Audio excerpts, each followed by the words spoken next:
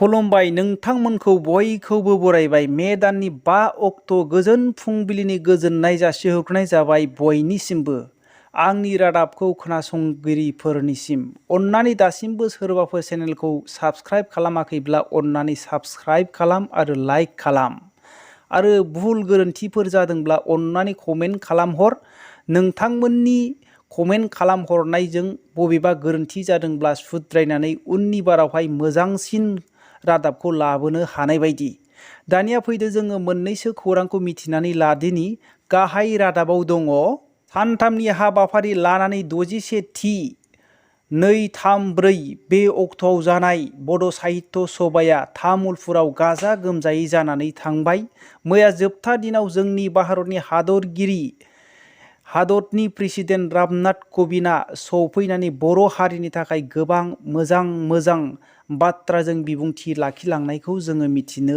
मोननाय जायो।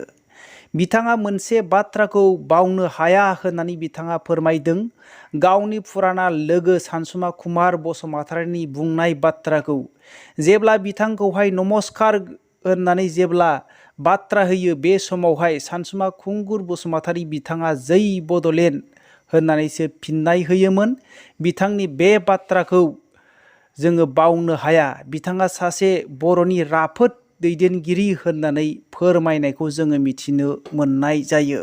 आरोबाव बिथाङा मोनसे बेसेन गोसा बाथ्रा जों गोबां सुबुंफ्रानो मिथियै बाथ्रा बे बाथ्राखौ बिथाङा बुंबावदों बियो जोंनि गासै भारत हादरनिनो मोनसे बोसोन जानानै थालांबाय होननानै बिथाङा फोरमायदों बियो अनलि फर बर'नि थाखाय ल' नङा नाथाय गासै भारत हादरनि थाखायबो बे जोंनि बोसोन होनानै गालांबाय बड'फा उपेन्द्र नाथ ब्रह्मआ बिथाङा बुंदोंमोन जिय' वुर जिनो थां आरो थांनानै थानो हो बे बाथ्राखौ बिथाङा बुङोमोन होननानै बिथाङा मेलनि गेजेरजों फोरमायबावो आरो बिथाङा गोबांथार गोजोननाय मोननाय फोरमायदों दिनै मिथिनो मोनदों होननानै बिथाङा फोरमायदों आसामाव गासै 35 लाखसो बर' राव सावरायग्रा सुबुंफोर दङ बेल' नङा गुबुन रायजोआवबो जेरै मेघालया अरुणाचल प्रदेश त्रिपुरा गोबां बेंगल बेफोर जायगायावबो बर' राव सावरायग्रा सुबुंफोर दङ होननानै बिथाङा फोरमायदों आरो बांलादेश आरो नेपालनिफ्राय बर'फोर फैनायखौबो बिथाङा जोबोद साबायखर बावनायखौ जोङो मिथिनो मोनो आरो जोबथायाव बिथाङा आसामनि गिबि मन्त्रि डक्टर हिमन्त बिश्व शर्माखौ खावलायनानै बुंबावदों गासै बर' राव सावरायग्रा आरो बर' हारिखौबो नोजोर लाखिनानै खामानि मावलां होननानै बिथाङा खावलायदेरनानै गालांनाया बर' हारिनि थाखाय मोनसे गोजोनथाव खौरां बेखौनो बिथा लाखिनानै आसामनि गिबि मन्त्रि डक्टर हिमन्त बिश्व शर्माया बेबायदि फोरमायदों दि आसाम सरकारनि गेजेरजों गासै जिल्लायावहाय बर' साहित्य सभानि मुङावहाय बर' रावनि थाखायहाय गासै जिल्लायावहाय 50 लाख रां हिसाबै होनाय जासिगोन आरो बड' साहित्य सभानि फान्डनि थाखाय रिभल्भिं फान्डनि थाखायहाय 5 कौटि रां होनाय जासिगोन होननानै बिथाङा फोसावनायखौ जोङो मिथिनो मोननाय जायो बेयो जोंनि गासै बर' हारिनि थाखाय गोजोनथाव खौरां बेल' नङा आरो बिथाङा मोनसे फोसावबावदों खम समनि गेजेरावनो 11 आरो 12 थाखोनि फरायसाफोरा बर' रावैनो एग्जामिनेसन आरो फरायनो हासिगोन होननानै बिथाङा फोरमायो आरो थाबैनो इउनिभार्सिटिसिम मुलुगसोलोंसालिसिम बर' रावैनो सोलोंनो हानायनि गासै खाबुखौ खालामनानै होनाय जासिगोन होननानै बिथाङा गावनि बेसेन गोसा बिबुंथिनि गेजेरजों फोरमायनायखौ जोङो मिथिनो मोननाय जायो बेयावहाय बिसोरल' नङा बेवहाय गोबां दैदेनगिरिफोर लोगो लाफैनायखौ जोङो मिथिनो मोननाय जायो आसामनि रायजोपाल प्रफेसार जगदीश मुखी आसामनि गिबि मन्त्रि डक्टर हिमन्त बिश्व शर्मा सिक्किमनि गिबि मन्त्रि प्रेमसिं तामां मेघालयानि गिबि मन्त्रि कन्ट्राक्ट सांमा आसामनि बिधान सभानि स्पिकार बिश्वजित दैमारी आसामनि केबिनेट मन्त्रि उरखाव गोरा ब्रह्म एमपि रोनगोरा नार्जारी बिटिआरनि सिएम प्रमद बर', अल बड' स्टुडेन्ट इउनियननि आफादगिरि दिपेन बर' आरो गोबां लाख सुबुंफोरा बे मेलावहाय लोगो लानानै समायनायै जाफुंसार होलांनायखौ जोङो बयबो मिथिनो मोननाय जायो। आरो आसामनि रायजो सभानि बुंथिगिरि बिस्वजित दैमारियाबो फोरमायदों, फैगोन केबिनेटआवनो बिटिआरनि 10था कलेजफोरखौहाय बाजेटआव सोनानै थाबैनो बिसोरखौ सरखारि खालामनाय जासिगोन। बेबो जोंनि बर' हारिनि थाखायनो मोनसे गोजोनथाव खौरां होननानै बिथाङा खौरांगिरिफोरनि गेजेराव फोरमायनायखौ जोङो मिथिनो मोननाय जादों। बेजों लोगोसे मेघालयनि सिएम कनस्ट्राक्ट सांमा बिथाङाबो गावनि बेसेन गोसा बिबुंथिजों फोरमायदोंदि जोङो उन्दैनिफ्रायनो बर' हारिजों देरबोनाय आरो बर'जों जोंबो थांनानै थाबोनाय मोनसे गासै बर' हारिनि जानाय लोंनाय दुखु दाहाखौ मिथियो।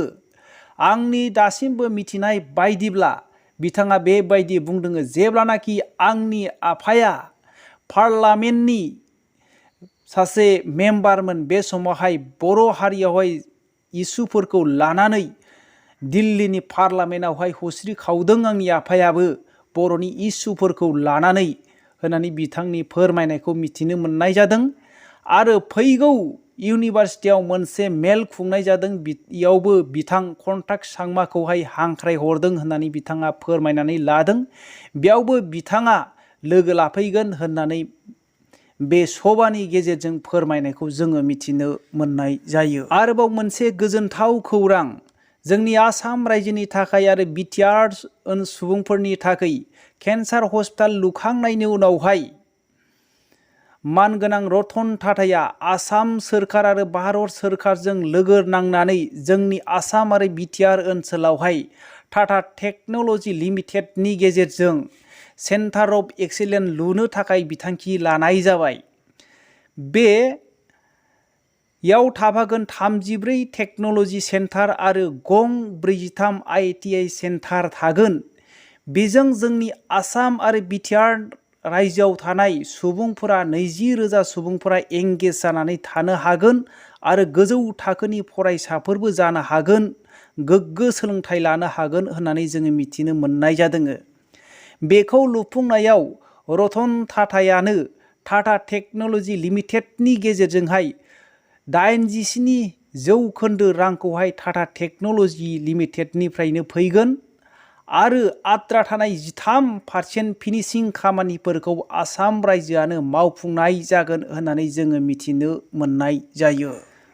मोनसे दुखुनांथाव बाथ्रा, दंफां बायसिननानै सासे आइजोआ थैदों। जरहाट जिल्लानि सिङाव थानाय बरुवा सारियालियावहाय बियो बारहुंखा बारा लाफैनो अखा हाया लाफैनो फांसे बिफाङा हरखाब बायनायनि जाहोनावहाय सासे आइजोआ हस्पिटालाव लांदोंमोनब्लाबो फाहामथाय होदोंमोनब्लाबो बेखौ फाहामथाय होनो हायाखिसै आरो बेजों लोगोसे सानै जखम जाफादों, बिसोरखौ दा फाहामथाय होगासिनो दङ होननानै जोङो मिथिनो मोननाय जायो। टुइटार बायग्रा बयनिख्रुइ बुहुमनि देरसिन एलन मास्कनि फोरमायनाय बायदिब्ला बिथाङा बेबायदि फोरमायदों दि साधारन सुबुंफ्राल' टुइटारखौ फ्रियै बाहायनो मोनसिगोन, नाथाय अफिस आरो फालांगि खालामग्राफ्रा साननैसोनि उनावहाय रां होनांसिगोनबो जानो हागौ होननानै बिथाङा खेंसालियै बुंनायखौ जोङो मिथिनो मोननाय जायो। जोंनि बिटिआर ओनसोलाव मोनसे मुगैथाव जाथाय जालायबाय। बाक्सा जिल्लानि सालबारि ओनसोलनि मियन फारायावहाय जादों बे जाथाया।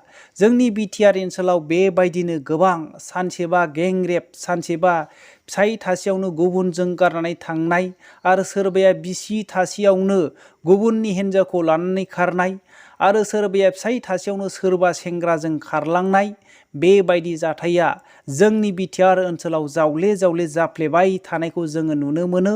सानसेबा पुलिसनि आखायाव इनकाउन्टार, जोंनि बिटिआर ओनसोलाव गोजोननाय गैयै आरो जोंनि बर' हारिनि गेजेराव गोजोननाय गैयै जानायखौ जोङो नुनो मोनफ्लेबाय थानायखौ जोङो मिथिनो मोननाय जादों। बेबायदिनो मैयाबो जोंनि बिटिआर ओनसोलावहाय सासे लंफर रतन चत्रधर मुंनि 23 बोसोरनि सासे सेंग्राया सासे उन्दै गथ' स्नि थाखोआव फरायनाय हिन्जावसाखौ जबरजस्ति जिनाहारि खालामनानै गाज्रि थासारियाव खोख्लैदों होननानै जोङो मिथिनो मोननाय जायो। बेखौहाय न'खरनि सुबुंफोरा एफआइआर होनानै आसाम पुलिसनि आखायावहाय गथायनानै हरनाय जाबाय। दा बेखौ आयेननि राहा लानानै जोबथेसालियाव दैथायहरनाय जाबाय होननानै जों मिथिनो मोननाय जादों। बे जाथायखौ मिथिनानै ओनसोलनि सुबुंफोरा गोबांथार दुखु मोननाय फोरमायनायखौ जोङो मिथिनो मोननाय जायो। 22 एप्रिलाव साब्रै लंफरफ्रा सासे 13 बोसोरनि उन्दै गथ'फोरखौ लांखारनानै जिनाहारि खालामहैदोंमोन। बे जाथायखौ लानानै गावसोरनि उत्तर प्रदेशनि ललित जिल्लानि मोनसे थानायाव थांनानै गसर गाबहैदोंमोन। नाथाय थानादाराबो बेबायदिनो उल्था मोदोम दांनाय, बिलिरनाय, सि बोदलानाय खालामनानैसो गसरखौ लाखिया लाबैनो थोनहरफिनदों होननानै जों मिथिनो मोननाय जादों। उनाव एसपि निसिम मिथिहैनायनि उनावहाय बे थानादारखौहाय आयेननि हेफाजाब लानानै सासपेन्ड खालामनाय जाबाय होननानै जोङो मिथिनो मोननाय जादों। आरो साब्रै दुथां सेंग्राफोरखौहाय हमनानै जोबथेसालियाव दैथायहरसिगोन होननानै जोङो मिथिनो मोननाय जायो। सुप्रिम कर्टआ महाराष्ट्र सरकारखौहाय 2 सप्तानि गेजेराव जानो गोनां इलेक्सनखौ फोसावनानै होनांगौ होननानै नटिस हरनायखौ जोङो मिथिनो मोननाय जायो। मंगलबाराव पिएम नरेन्द्र मदिखौ किंडम अफ डेनमार्कनि महारानी मार्ग्रेट दिग'आ पिएम नरेन्द्र मदिखौ गाजा गोमजायै बरायनानै लाङो होननानै जोङो मिथिनो मोननाय जायो।